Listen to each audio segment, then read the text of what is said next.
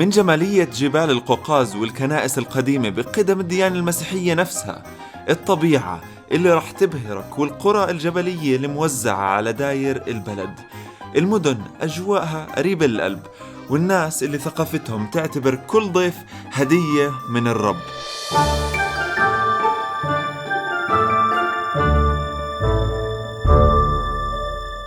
جورجيا من أكثر البلاد اللي حبيت سفر لإلها، وهذا الفيديو هو دليل وخطة سفر تساعدكم بترتيب رحلتكم لما تروحوا لهناك. بداية بالنسبة للطيران، في أكثر خيار موجود بين 250 ل 350 دولار من أغلب الدول العربية للعاصمة تبليسي، وبتقدر بسهولة تشوف خياراتك على موقع سكاي سكانر. وإذا كنت موجود في تركيا ممكن بسهولة تطلع بباص من مدينة طرابزون ب20 ليرة تركية بتوصل على مدينة باتومي في جورجيا. عملة جورجيا اسمها لاري، وكل دولار بيعمل تقريبا 3 لاري، بس بتقدر تتأكد من أسعار تصريف العملة من خلال تطبيق XE Currency عشان ما تخلي حدا يضحك عليك لا بالحدود ولا بالمطار. بالنسبة للمواصلات داخل المدن ممكن تستخدم المواصلات العامة من مترو وباصات وغيرها باستخدام تطبيق جوجل مابس. بتحط انك بدك تروح من مكان لمكان وحيطلع لك بكل سهولة كيف تروح بين هدول المكانين بأسهل وأفضل طريقة. والمواصلات العامة بشكل عام رخيصة جدا، لكن إذا حبيت تستخدم التاكسي تقدر تستخدم تطبيق اسمه بولت. هو بيشبه تطبيقات كريم وأوبر لكن مستخدم أكثر في جورجيا، وراح يعطيك خدمة رهيبة وسعر أفضل من التكاسي العادية. بالنسبة للمواصلات بين المدن ممكن تستخدم إما القطار أو الباص. إذا بدك تستخدم القطار بتقدر تدخل على موقع tkt.ge وتحجز تذاكرك، ويفضل تحجزهم بكير لأنه التذاكر بتخلص على البكير. أو بتقدر تستخدم المارشروتكا اللي هي الباصات العمومية اللي بتروح بين أغلب المدن اللي موجودة داخل جورجيا، لكن مشكلتها خصوصا للمسافات الطويلة إنها مش كتير مريحة. بالمقابل إذا أنت كنت بتحب السفر بأرخص طرق الممكنة ممكن تعمل هيتش هايكينج، لأنه واحدة من أسهل الشغلات في جورجيا إنك تتنقل باستخدام الهيتش هايكينج. واحدة من أفضل الدول لهذا الموضوع، والناس كتير بسرعة بتوقف للهيتش هايكرز، وهو إشي أصلا المحليين بيستخدموه عشان يتنقلوا بين المدن بعض الأوقات. بالنسبة للأكل عملت فيديو كامل عن الأكلات الشعبية الموجودة في جورجيا اللي ممكن تجربها، لكن الاختصار في أكلتين رئيسيات شعبيات مهم إنك تعرفهم اللي هم الخنكالي والخاتشبوري. الخاتشبوري هي معجنات جبنة في إلها أكثر من نوع وستايل، منها الأتجاريان، الإميرولي، البينوفاني وغيرها. بتلاقوهم في المطاعم والمخابز في كل مكان في المدينة، وسعرها لا يتجاوز 5 لاري. والخنكالي هي عجينة محشية بطاطا أو فطر أو جبنة أو لحمة، بتشبه الدمبلينجز الصينية. بتلاقيها تقريبا بكل المطاعم الشعبية وطعمها رهيب، وبالعادة سعر الحبة منها ما بتجاوز 1 لاري. إذا حابين تعرفوا أكثر عن الأكل الجورجي بتقدروا تحضروا الفيديو اللي عملته عن الأكل، بتلاقوا اللينك تبعه في صندوق الوصف. هلا أهم جزء في هذا الدليل اللي هو خطة الرحلة اللي ممكن تمشي عليها. راح أفترض بهاي الخطة إنه عندك تقريبا أسبوعين في البلد وبلشت رحلتك من مدينة تبليسي العاصمة. بداية لازم تقضي يومين على الأقل في تبليسي. تبليسي هي عاصمة جورجيا وفيها كتير نشاطات تعملها. ممكن إنك تعمل جولة المشي السياحية المجانية في مدينة تبليسي اللي راح تاخدك على أهم معالم المدينة وتعرفك على تاريخها بطريقة كتير حلوة من وجهة نظر المحليين. Guys, free walking during Tbilisi is the best thing you can do in your first arrival day. وكمان مهم تروح على قلعة ناري كالي وقت الغروب سواء بالتلفريك أو ممكن تطلعها مشي. أول ما توصل للقمة راح تشوف منظر المدينة كاملة بشكل بانورامي جميل. بنصح كل واحد بيكون موجود في تبليسي إنه يطلع ويشوفه. ومن النشاطات الحلوة اللي ممكن تعملها إنك تستأجر غرفة في واحدة من حمامات المياه الكبريتية. بتكون الغرفة لشخصين بتكلف 60 لاري، وممكن تدفع 20 لاري زيادة مقابل إنه واحد يدخل على الغرفة ويجي يليفك. بعد ما تخلص من تبليسي ممكن إنك تطلع برحلة يوم واحد لمدينة متسخيتا اللي بعيدة تقريبا بس 3 ساعة عن مدينة تبليسي.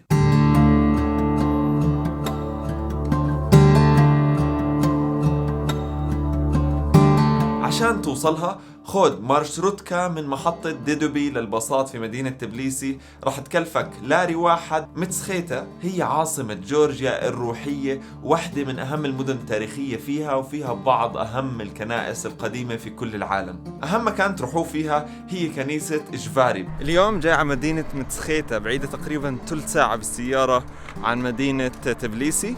أهم مكان فيها اللي هو هذا، اسمها جفاري مونستري. هاي كنيسة موجودة على تفرع هدول النهرين، صراحة مش عارف اسمهم. وكمان بنفس مدينة متسخيتا لازم تروح على كنيسة سفيتتخوفيلي، كنيسة كمان مهمة في تاريخ جورجيا. وبعد ما تخلص من مدينة متسخيتا بتقدر ترجع على مدينة تبليسي عشان تبيت فيها. بعد متسخيتا ممكن تروح مدينة سيغناغي وتقضي يوم هناك وترجع تبيت في مدينة تبليسي. صراحة أنا ما رحتها فما راح أقدر أعطيكم كثير معلومات عنها. بعد سيغناغي بتقدر تروح على مدينة كازبيغي لمدة يومين أو أكثر حسب الوقت المتوفر عندك.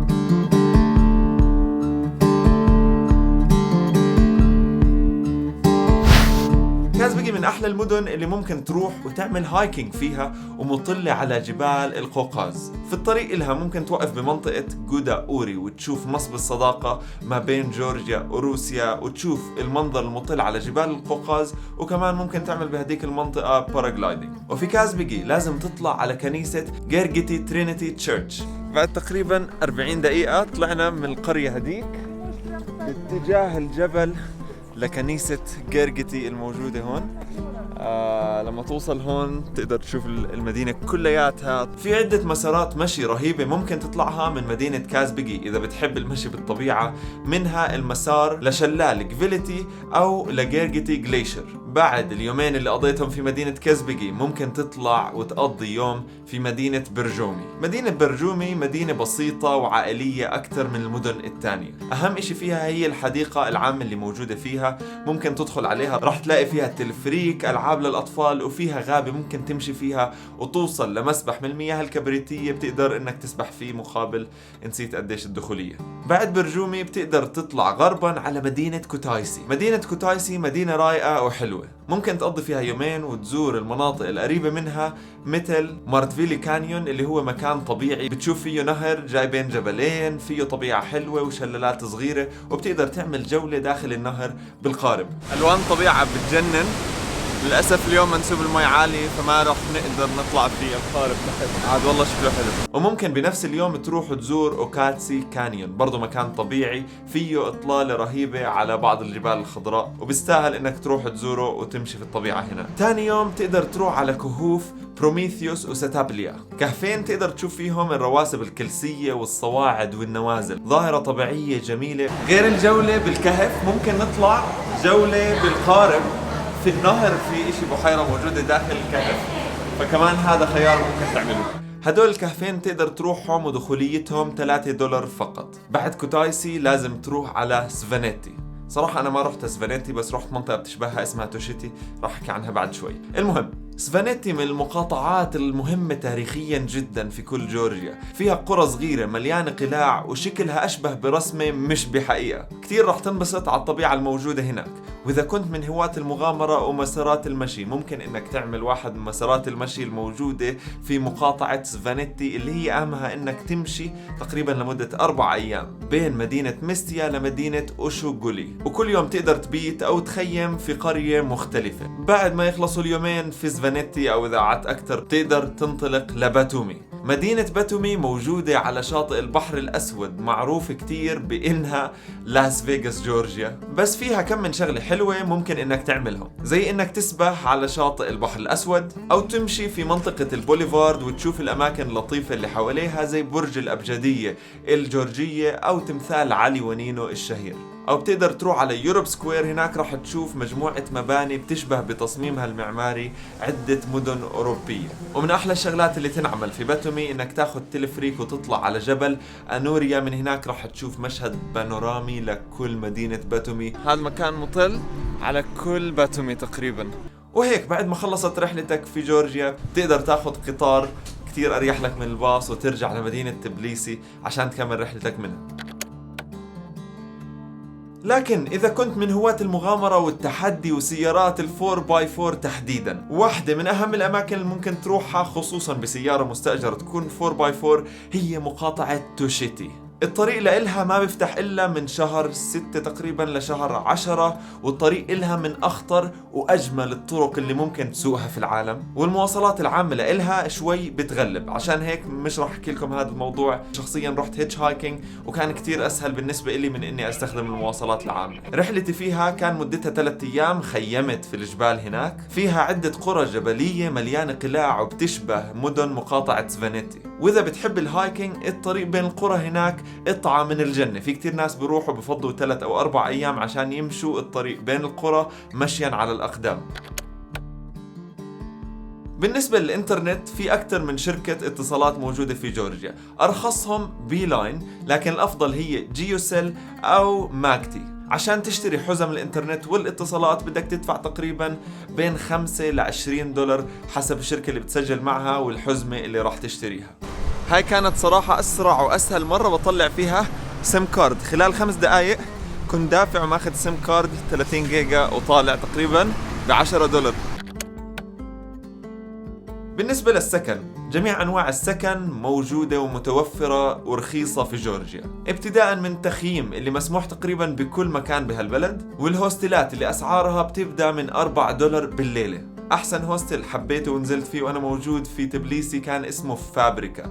هذا الهوستل ليلته تقريبا ب6 دولار بالغرفة اللي فيها 12 تخت، ومش شامل الفطور، لكن بنصحكم على الأقل إنه تجربوا الفطور ولو يوم واحد، مع إنه شوي غالي 8 دولار، لكن بيستاهل. فطورهم 5 نجوم أحسن من إفطارات فنادق ال5 نجوم وبس ب8 دولار. حتى لو إنكم مش نازلين بهوستل فابريكا بنصحكم إنه تروحوا على الهوستل الصبح عشان تجربوا الفطور تبعهم. أما بالنسبة للفنادق وبيوت الضيافة والغرف اللي ممكن تستأجرها من مختلف المواقع زي Airbnb، راح تلاقي بسهولة غرف الليلة فيها 15 دولار وممكن حتى أقل.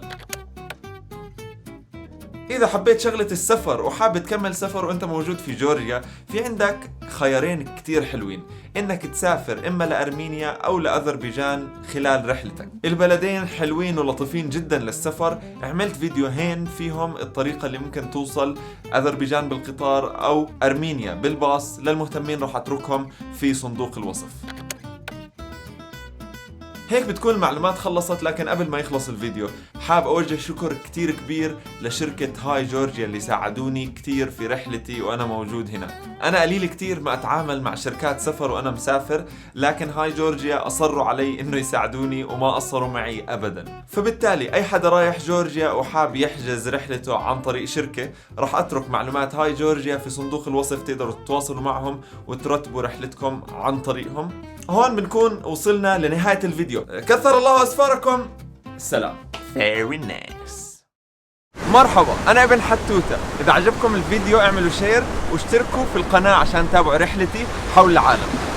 لا أحد مهتم بمعلومات تانية نسيت أذكرها في الفيديو، اتركوا تعليق في التعليقات عشان أرد عليكم وأحكي لكم شو الجواب. سلام.